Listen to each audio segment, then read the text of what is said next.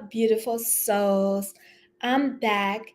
It's your girl, Safia Ashe Jasi, aka Fire, because I stay bringing that heat. And yes, in that order. And today we are going to be talking about embracing awkward brilliance, unmasking as a neurodivergent Black woman.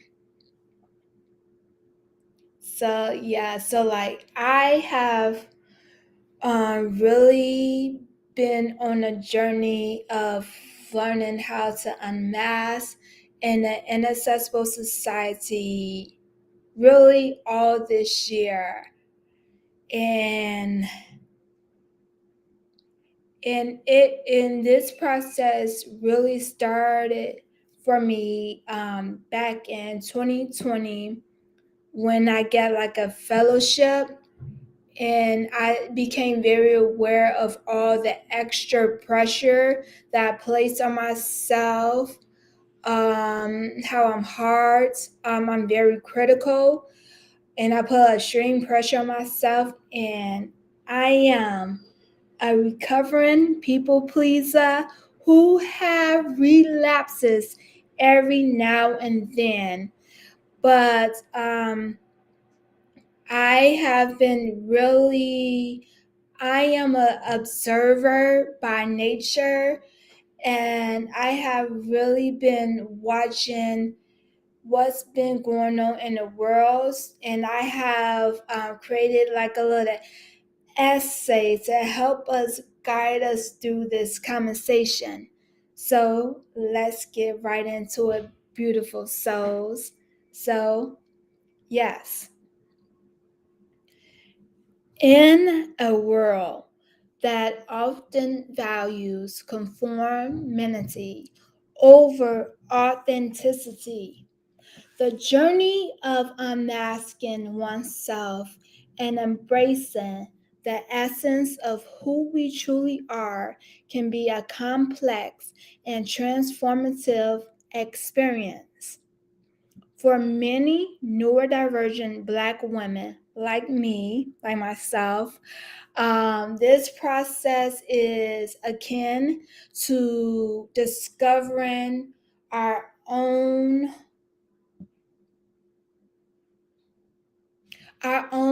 form of brilliance amid societal expectations. Today, I want to explore this evolution, drawing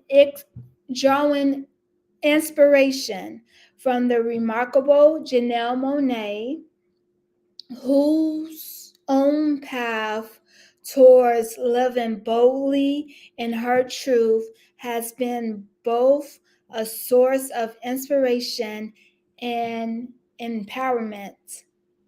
But before we dive deep into why we are here, I just want to say like this live stream is not just about celebrating our unique neurodivergent brilliance. It's also an invitation to join our Patreon community. Becoming a Patreon member isn't just about gaining exclusive access to content like this. It's about joining a movement.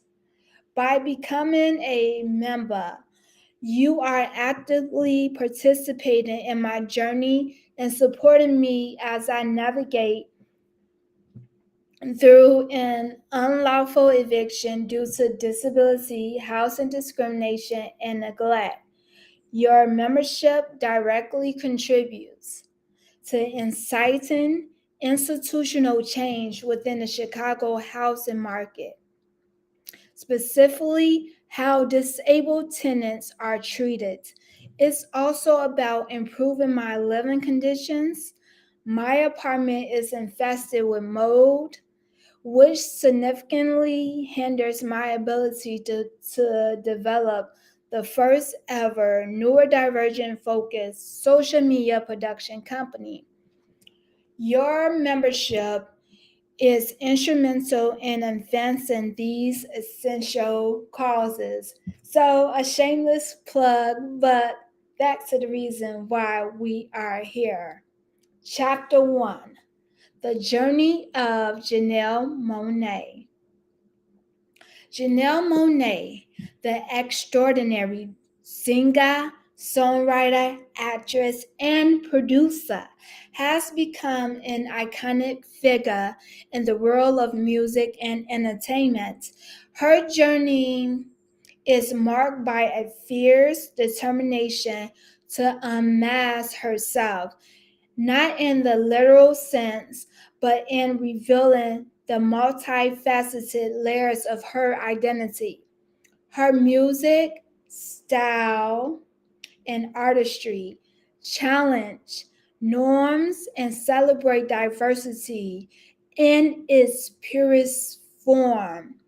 Just as she has unapologetically showcased her uniqueness, I've embarked on a similar journey, striving to embrace my identity as a neurodivergent Black woman.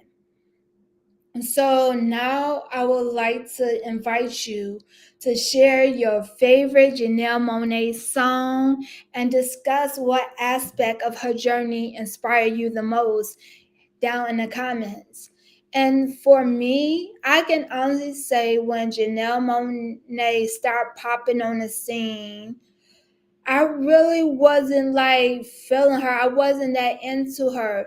I mean, like her performance like was very electrifying, and I like how like she was committed to her stance of supporting like her the white collar, I think that's what it's called, like white collar jobs, by wearing the suits in the black and white to honor her parents.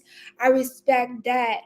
But it wasn't until like I saw on YouTube her short film Dirty Computer. I'm like, yes, this is what I've been waiting for. I love rebels. I love people that go against the norm and challenge the status quo. And so one of my favorite songs from that project is the Django Jane. I like what it represent of just like a Black woman taking up space and being unapologetic about who she is. And of her latest project, I really like the song Float. Cause I just feel as like a neurodivergent Black woman living in America, my only job now is to just exist. I'm tired of arguing. I'm tired of the need to want to prove my value and point to others. Like, I have no time for that. I'm just existing, and that is enough. So, moving on to chapter 2: Awkward Black Girl and the Neurodivergent Connections. So, in recent years, the awkward Black girl has gained prominence thanks to the creativity and the geniusness of Issa. While this concept resonated with many, I strongly believe it's important to recognize that the true awkward Black girls in our society are neurodivergent Black women.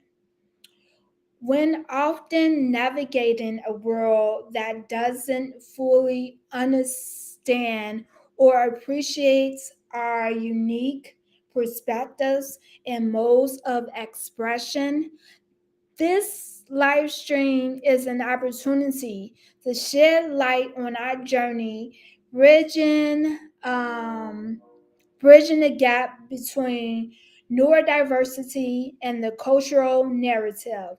So, I would like to take a moment again to ask you to share stories of your experience as an awkward Black girl and how they connect with your neurodivergent journey.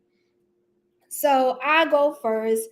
Um, like I have too many stories to count that I can share, and if I share them all, we would be here all day. But one prevalent and most relevant story and experience is where I'm at right now in my journey and becoming like an entrepreneur. So it's like by nature, as a Taurus, I'm already slow moving. Then I'm a Virgo moon, so I'm very analytical in my emotions, and everything needs to be perfect. So like I won't take action unless like I feel it throughout my whole soul. Like that's me. So the concept for Black Girl Fire was developed during my second year while attending the School of the Art Institute of Chicago.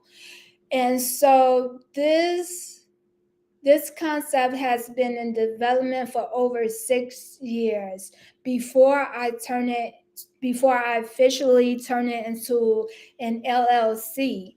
And the reason why it took so long because like and also having TBI, I also have ADHD.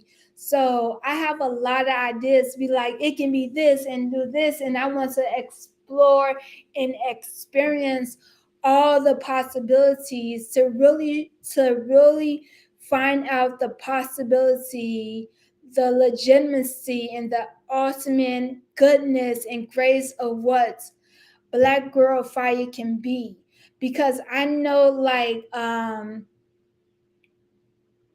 what I see in my head, like the different worlds like that I be envisioning, it's like I believe that technology having gotten to that level, and I always feel like I have to minimize my vision in order to get the results or to get people to understand. So after I graduated in 2018, like I'm a creative being, an artist at heart. I can do that all day. But like I know nothing about business. For a long time I have been scared of the selling process and this aspect of being a business owner or an entrepreneur. And it's like I know like I've been talking to a lot of people who have good intentions, but me as neurodivergent and how picky and precise like I am, it's like I feel like people don't understand. And like I put myself in this like corporate environment, like business environment. And it was like especially this year I've been on a journey of unmasking, and it has been hard because like I be my true authentic self. I just want to be free, but it's just seemed like because I'm very eccentric, but it just seemed like everybody nitpick at who I am, and which caused me to retreat and want to go back to isolation, because I know for me I don't want to have any power and control over anybody, because we all are different, and that's what makes the world go round, our differences, our individuality. And we see what's happening. Everybody wants to be a commodity alike and follow the status quo and what trending. And that gets boring after a while. I like rebels. I like badass. I like people. I like weird people. I like people who are authentically they self and go against the status quo. And it's like, and then I'm sensitive to that thing, and it's like people nitpicking at who I am when I'm just finding the boldness and the strength to be my authentic self. It was hurtful, and I went in like retreat, and it's just like being in the business world is so rigid, and I feel like it don't gives me the freedom of who I want to be as a creative being, as a social entrepreneur. So like that's something like I'm still working on, And I'm really looking forward to reading your stories and experiences in the comments. So let's move on to chapter 3, embracing our awkward brilliance. As we share our experience and stories, it becomes clear that living boldly in our truth is not just a personal transformation, but a powerful form of activism. By embracing our neurodivergent identities, we not only defy societal norms, but also contribute to a more inclusive and accepting world. Through empowerment and education, we can inspire others to unmask and celebrate their own brilliance. And that's something that I see like with me, as I'm more so I'm being myself, and I see people who want to join me and being their free, authentic self, but then there's something that's switched in their mind, like, oh, I can't be free. And then I feel like corporate America and capitalism really fucked up the world, and it put society in this box of who we need to be in order to be successful in life, which I really think is like a bunch of bull. And so now I would like to open it up to discuss strategies and practices that have helped you embrace your neurodivergent identity and share tips for living boldly. So for me, just being a tourist by nature, I'm very slow moving and very practical. And one of the best things that really helped me, especially having ADHD on top of my severe traumatic brain injury that I sustained, is that really taking a step back and taking my time and being that turtle or tortoise in that tail, the tortoise in the hair, or the rabbit, whatever. I don't know if I said it right, but anyway, but just being slow moving, taking my time, and taking the baby steps in order to help me to become the woman that I know I'm meant to be and I deserve to be for myself. It's like I have really been going through a metamorphosis process of going from that caterpillar to that butterfly. And a lot of times, like, we see the butterfly, it's beautiful, but I think like we gloss over the journey the caterpillar had to go through in order to become that beautiful butterfly. As that caterpillar goes into that cocoon, like that caterpillar is really ingesting itself, like really going through that transformation, that dark night of the soul to become that beautiful butterfly. And I feel a lot of times we hide from ourselves. That's what I think trauma is. It's portions of ourselves that we hide from, that we often silence. And for me, it's like I face things head on. I don't care how ugly, how painful it is, but I'm going to go through it because I know in the end it's going to make me better. So I'm really looking for all the tips and strategies and stories that you share about that helping you on your journey, your transformation, to help you to live bold as a neurodivergent Black woman living in America or the United States of America. As I go into another thing about colonization, but it is what it is. But in conclusion, the paths of Janelle Monae, the awkward Black girl narrative, and the journey of neurodivergent Black women intertwine in a beautiful tapestry of authenticity, resilience, and empowerment. Our collective stories are a testament to the enduring power of embracing who we truly are. So, again, I invite you to share your thoughts. If you have any questions and your experience throughout this entire live stream, to help us start building a community and with each other, with like-minded individuals, um, to engage in an open dialogue to foster connections and understanding among all participants here. So, once again, I would like to remind you that by becoming a Patreon member, you are not you not only joining a community of support, but actively participating in my journey. Your membership directly contributes to my ability to navigate through an unlawful eviction due to disability, housing discrimination, and neglect. The road to justice in such cases is often how you pronounce this word?